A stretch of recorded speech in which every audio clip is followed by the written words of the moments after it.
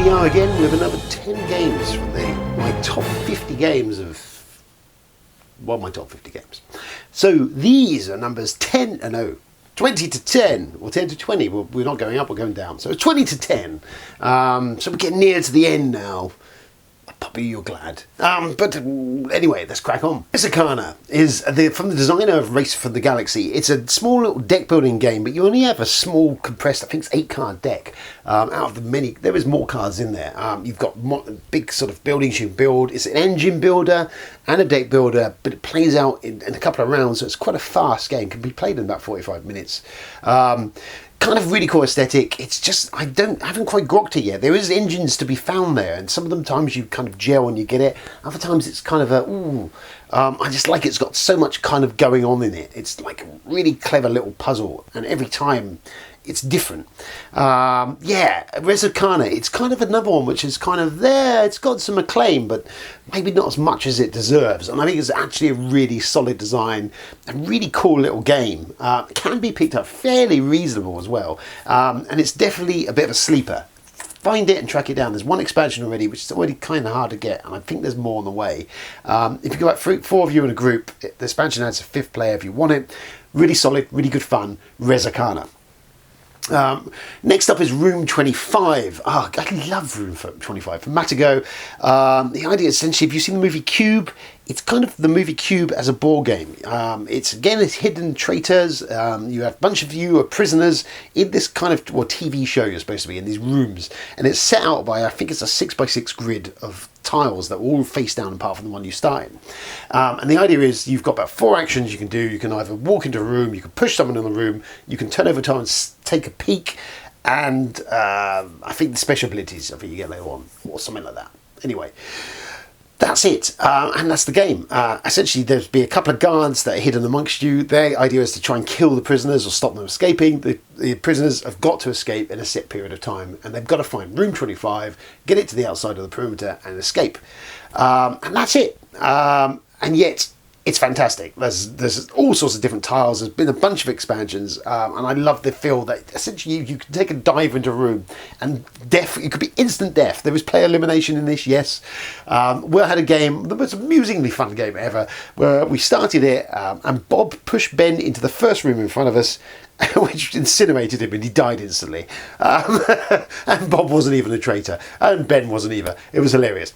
But yeah, Room 25, a huge amount of fun playing that. I always have a good chuckle when we're doing it. It's got some really clever ideas in there. I love it. Room 25, great theme, really great idea, really good game. Why isn't that spoken about more as well? People should play that. Room 25, highly recommended. Next up is June. It's the reprint from Gale Force 9 of the old 70s game. What more to be said? I love the June game. It's so thematic to the novel. It just works really well. It's just, if you read the book of June and you know that, don't worry about the others, but the first book, or even the Lynch movie is kind of cool. Anyway, if you know that story, especially the book, the game is thematically so rich with that, and it's a great, real vicious sort of war game, and some really clever little tactics going on. Loads of backstabbing for the designers of Cosmic Encounter. Lots of varying player powers. Yes, it's a solid fucking game. It's really good. I'm so glad to have it back, and we've had a couple of really good games of it. Have a look at it. It's an older game, and they've not done much to tweak it. It's still very much of its time, but it's a solid little war game. And if you love June, you'll love it. Next up is Fury of Dracula, a great Halloween treat. This one, it's a hidden movement game. Essentially, the bunch of vampire hunters are trying to hunt down Dracula and kill him, stake him out.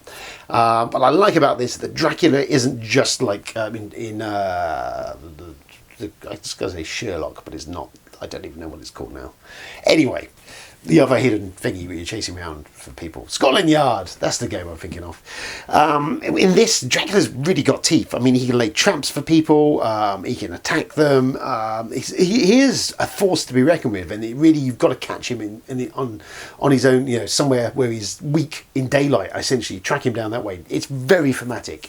The rules are a bit clunky. It's a bit of a pig, even in the full fight iteration.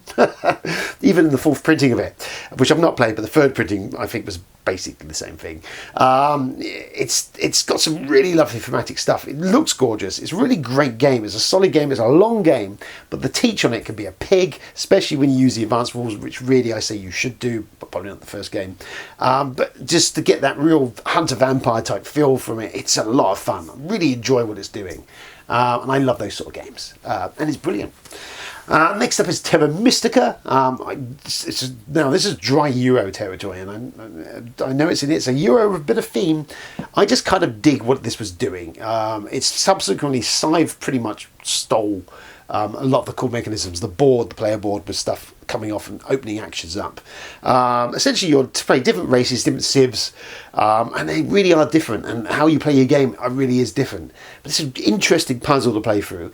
It's a long game, it's quite a heavy game, but I love all the kind of mystic bowl thing going on, and the player boards. There's a lot of interesting kind of mechanisms, plates spinning, and I kind of just dig it. It's one that I enjoy. It's dry, it's a Euro, there is a little bit of theme in there, but it's really good, really good, really good. Next up is Tapestry from Stonemaier Games, the only Stonemaier game that I own and bought, and I really love Tapestry, and I really enjoy the expansion that's got on it. It's an engine builder.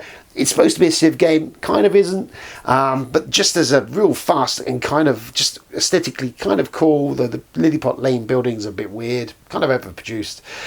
It's come down in price now because I don't think it was that successful. It's very Marmite. I really took to it. I really enjoy the random. It's a Stonemaier game of random in it, which has been my issue with all of his other stuff, is they're kind of not random. This is very random, with dice rolls and stuff. I really like what it's doing. It's an interesting thing. Lots of civs available to mess around with. It's good stuff if you like any of that, but it's not a civ game. It's more of an engine builder. Star Wars Imperial Assault. It's the Star Wars dungeon crawl. Essentially, it took Descent and polished it up and give it a big Star Warsy theming to it. It is brilliant. If you like Star Wars, it's lovely. I really like how it works with the GM controlling the Empire. It feels like Star Wars. And you're shooting around, and there's some cracking games, especially with Darth Vader turned up. Oh my goodness, shit will get real. It's brilliant. If you're a Star Wars fan, then if you want a dungeon crawl with Star Wars, this is it.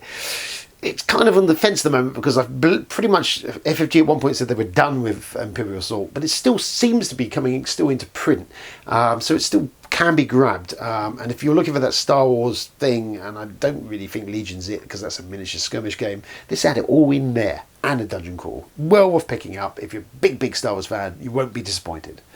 And then Forbidden Stars. Forbidden Stars. One of the last games to come out of Games Workshop and FFG when they were buddies. This is like a cool kind of space battle war game. Only 4 factions in it. It's complicated, it's involved, it's kind of cool. I like how all the different races are different. The battle system is fantastic. It's overwrought, it goes on too long, but it's very satisfying to get tactics into these fights, like a card deck of dice rolling and all sorts of modifiers and stuff. It's very cool. The whole thing is very cool. And there was an expansion coming and it didn't come, and it's really disappointing. Forbidden Stars, I think it was a reprint of StarCraft essentially, and it's a solid game. It's out of print. If you can track it down and get it for a reasonable price, and you're a bit of a Warhammer Games Workshop Warhammer 40k fan, not essential, don't need to be. It's cool, and it's such a shame this game currently is not in print in some capacity because it's a solid design, a really cracking game. Next up is Star Wars Rebellion, which is essentially Star Wars in a box. It's set in the original trilogy. It's essentially a 2-player game, though it can be played before, and I actually don't mind it before. One person plays the Empire, one plays the Rebels. The Rebels are in the base somewhere in the galaxy. The Empire is trying to find it. You've got lots of characters in the movies and go off. Luke can train to be a Jedi. It's kind of a Star Wars sandbox. Recreate essentially the original trilogy your own way. The expansion that came in fixed the combat mechanism, which was a bit of a mess. That's the main thing that does. Though it does add Rogue One characters into the game, which is a nice tweak to it actually, and not too bad. Really enjoy Star Wars Rebellion. I really love that it feels like Star Wars in a box. What else can you say in regards to that, really? It is that. It's Star Wars in a box. I just wish that kind of they really allowed you to kind of go crazy with it, that you could train a Wookiee as a Jedi and stuff. That's the only thing missing. It's a sandbox with restrictions. That's what I will say. But if you get past that, which is easy enough to do. If you want to recreate on your table that the original trilogy feel, it's all there. It's fun and games. It's great. And the plot makes more sense every time you play it than any of the sequel movies did. Moving on. And finally, in this number 10 on the charts, this is it. This is Robinson Crusoe from Portal Games. It's a bastard of a game. It is. It's just a vicious, rotten bastard of a game. You trying to survive on an island. There's a bunch of scenarios in there. It's been a couple of printings of it. I think there's like a third one out now. I've got one of the early ones where the rulebook was almost indecipherable, yet it was still enjoyable once I took a week to learn how to play it. But yeah, great game of you trying to survive on an island. It's cooperative, it can be played solo, and I've enjoyed many solo games of it. It killed me most times. I just love all the little things going on in there. Again, it's using Fallout kind of stole the card deck mechanism where stuff can happen and then it goes into the deck and it's going to come back and bite you in the arse, and often will. The dice in this are just horrific. They're just, all of them are bastards. They're cunts. They are. But yeah, it's just unrelenting. It's depressing, in fact. If you could survive all the scenarios in Robinson Crusoe, I doff my cap to you. But yeah, if you want to challenge Robinson Crusoe, God, a vicious game. Love it. Great game. Really thematic. Really great stuff. It tells a wonderful story. I've got the Mystery Tales, actually, expansion to some point sit down and play, and I haven't at the time. It's locked down. Maybe I will. That's it then. So that brings us to the number 10. So we're into the final run of 10 to 1 of my top 50 games. Hopefully that's been enjoyable. Maybe it was enjoyable for me, I think. Thanks for tuning in. I've been Mike B. We'll be back soon for some other stuff. Maybe more of this list.